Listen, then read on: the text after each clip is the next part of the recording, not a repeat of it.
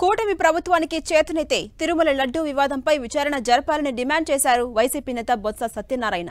అధికారంలో ఉన్న వ్యక్తులు ఏదైనా ఆరోపణలు చేసే ముందు విచారణ జరపాలని చెప్పారు. విచారణ జరిపి ఆరోపణలు చేస్తే బాగుంటుందన్నారు Botsa.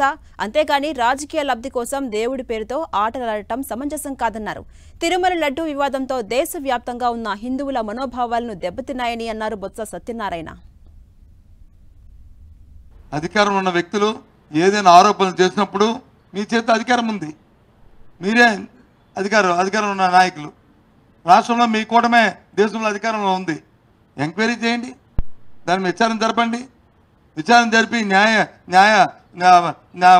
What is the fact అనేది ఏమిటి నిజాలు తేల్చండి.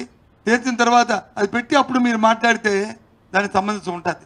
రాజకీయ కోణంలో భగవంతుని వినియోగించుకోవడం, వారి పేరును వచ్చి రాజకీయాల్లో చొప్పించడం అనేది చాలా దురదృష్టకరం.